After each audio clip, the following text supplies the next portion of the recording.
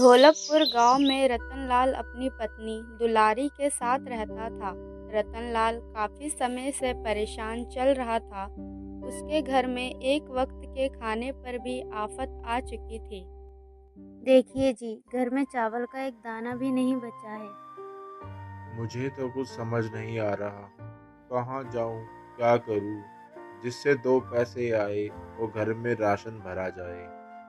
अगर ऐसा ही चलता रहा तो मुझे लगता है जल्द ही हम भूखे मरने वाले हैं। रतनलाल का काफी समय से काम छूट चुका था।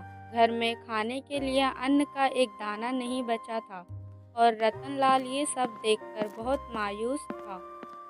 कहाँ जा रहे हैं आप? इस तरह बैठा तो रह नहीं सकता। भूख मिटाने के लिए कुछ तो करना ही पड़ेगा। इतना कहकर रतनलाल घर से निकल पड़ता है। दूसरी तरफ दुलारी भी काफी परेशान थी। कुछ दूर चलने पर रतनलाल अपने गांव के ही सुखराम का ढाबा देखता है, जहां लोगों की भीड़ लगी थी। अरे रतनलाल, क्या बात है? कई दिनों से नजर नहीं आ रही। नहीं, बस घर में ही रहता हूँ। सुना है काम छूट गया तेरा। अब घर गृहस्थी कैसी चल रही है? बस ऊपर वाले ने जैसा रखा है वैसे ही रह रहे हैं। रतनलाल अब लाला की दुकान पर जाता है और वहां से कुछ उधार सामान लेकर आता है। अरे वाह, ये चावल कहाँ से लाए आप? उधार लेकर आया हूँ, बस इतने ही चावल है। सब्जी दाल का तो कोई बंदोबस्त नहीं हो पाया। तुम सिर्फ चावल ही बना लो।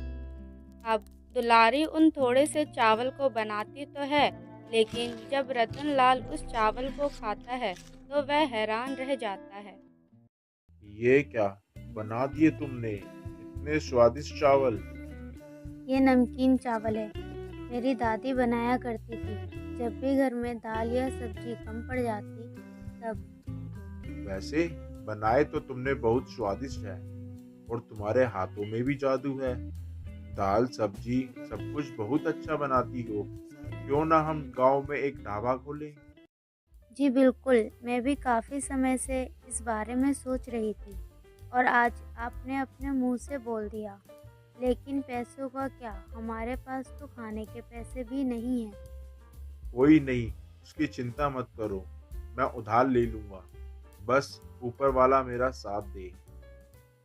अब इस तरह कई दिन बीत जाते हैं और रतनलाल गांव के जमींदार से उधार कुछ पैसे लेता है और गांव में ही अपना ढाबा खोलता है। वह भी सुखराम के ढाबे से 4 कदम की दूरी पर। मालिक, तो लगता है हमारे इस ढाबे पर कोई नहीं आएगा। अच्छा, बोल नहीं सकता तो बुरा क्यों बोल रहा है? और उस रतनलाल ने ऐसा भी क्या जादू कर दिया जो सभी उसके ढाबे पर जा रही है? आपके ढाबे से स्वादिष्ट और सस्ते दामों में दाल चावल पापड़ तरह तरह की सब्जियां रोटी खीर सब मिलता है उसके ढाबे पर। इसका मतलब उसने तो मेरा धंधा चौपट कर दिया। इसे तो मैं नहीं छोड़ूंगा।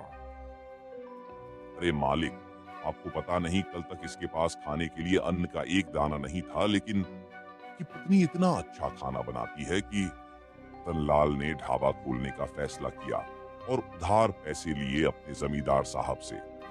अच्छा, ऐसा क्या? रतनलाल और दुलारी काफी मेहनत कर रहे थे। सुबह ढाबा खोलने से और देर रात ढाबा बंद करते, जिससे वह अच्छी खासी कमाई हो रही थी और महीने महीने उन्हें जमींदार को भी पैसे कटाने थे। इसमें से हर रोज कुछ पैसे निकाल कर जमा करती रहना, ताकि हम समय पर जमींदार साहब के पैसे लुटा सकें। ऊपर वाले की बड़ी कृपा है जो। दुलारी अब उन पैसों में से कुछ पैसे निकाल कर अलग रख देती है और दोनों खा पी कर सो जाते हैं। अब अगली सुबह दोनों ढाबे पर पहुंचते हैं। बेटा, कुछ खाने को हो तो खिला दो। 2 दिन से कुछ नहीं खाया पिया है। आगे वाली दुकान से आ रही हूँ, उससे तो बस मैंने पानी ही मांगा था, उसने तो मुझे धक्के मारकर बाहर निकाल दिया। सदा खुश रहो बेटा, तुमने इस 2 दिन भूखी बुढ़िया को खाना खिलाकर बहुत पुण्य का काम किया है। हालांकि ये पहली बार नहीं था जब रतनलाल और दुलारी किसी गरीब या भूखे को खाना खिला रहे थे, बल्कि जिनके पास पैसा नहीं होता उन्हें भी रतनलाल और दुलारी खुशी खुशी खाना खिलाते। इस तरह दुआ और मेहनत दोनों के बलबूते रतनलाल और दुलारी का ढाबा अच्छा खासा चल रहा था। अब देखते ही देखते ढाबे को खुले हुए 1 महीना बीतने वाला था। मालिक इस पूरे महीने में गिनती के 35 लोग खाना खाने आए हैं, यानी हर दिन एक और कभी कभी 2 लोग खाना खाने आए हैं। अब तो मुझसे भी ये सब देखा नहीं जा रहा। रतनलाल के ढाबे को 1 महीना बीत चुका है और मैं कुछ नहीं कर पा रहा। रतनलाल और दुलारी के हंसते खिलखिलाते चेहरे को सुखराम जब देखता है तो वह जल भुन उठता है। उसकी दुकान जो पहले ही मंदी हो चुकी थी वह और भी जला पड़ा था। अजी देखिए, आज तो खुद जमींदार जी हमारे ढाबे पर चलकर आ रहे हैं। लेकिन पैसा लौटाने की तारीख तो 4 दिन बाद है, फिर अचानक से जमींदार साहब इधर क्यों आ रहे हैं? क्या वह हमारे ढाबे पर खाने नहीं आ सकते? रतनलाल और दुलारी अपने ढाबे पर जमींदार और उनके आदमी को देखकर खुश होते हैं, लेकिन जमींदार ढाबे पर पहुंचकर गुस्से में रतनलाल से कहता है, रतनलाल, ये मेरे सारे पैसे एक साथ चाहिए, वह भी कल। लेकिन मालिक, ये कैसे संभव है? मैंने तो आपसे पैसे लिए थे, उसको 6 महीने में चुकाने का वादा किया था, और अभी तो 1 महीना होने में भी 4 दिन बाकी है। ये मेरी बात समझ आई या नहीं? अगर आ गई हो, मुझे कल अपने सारे पैसे चाहिए, वरना तेरा यह ढाबा मैं कब्जा कर लूंगा। जमींदार गुस्से में रतनलाल को डरा धमका कर चला जाता है। अब दुलारी अपने पति की तरफ देखकर आंखों में आंसू लिए कहती है, जी अब क्या होगा? और जमींदार जी अचानक हमसे पैसे क्यों मांग रहे हैं? रतनलाल भी काफ़ी परेशान हो जाता है। वह कल के कल इतने पैसे कहाँ से लाता? इस सोच में वह सारी रात जागा रह जाता है। अब अगली सुबह मुझे तो कुछ समझ नहीं आ रहा कि हमारे इस ढाबे पर किसकी बुरी नजर लग गई। मुझे भी कुछ समझ नहीं आ रहा। किसी भी टाइम जमींदार साहब आते ही होंगे।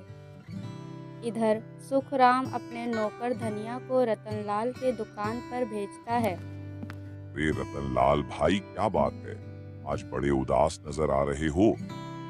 कुछ नहीं, बता मुझे क्या काम है? मैं तो बस इधर से गुजर रहा था, सोचा थोड़ा हालचाल ले लूं। धनिया अपने मालिक के ढाबे पर आकर अपने मालिक को रतनलाल के बारे में बताता है। सुखराम भी इस बात से काफी खुश होता है। क्या बात है, मैं यही तो चाहता था। अब उसे पता चलेगा किसी की रोजी रोटी छीनने का नतीजा क्या होता है। खैर, तू शाही पनीर, मटर पनीर, राजमा चावल सब तैयार कर ले। आज मेरा बेटा शहर से आने वाला है। कुछ देर बाद जमींदार रतनलाल के ढाबे पर पहुंचता है और रतनलाल से पैसे मांगता है। सब मिलाकर जमींदार साहब इतने ही पैसे हो पाए हैं। मैं जल्द से जल्द आपके सारे पैसे लौटा दूंगा, लेकिन हमारी रोजी रोटी मत छीनिए।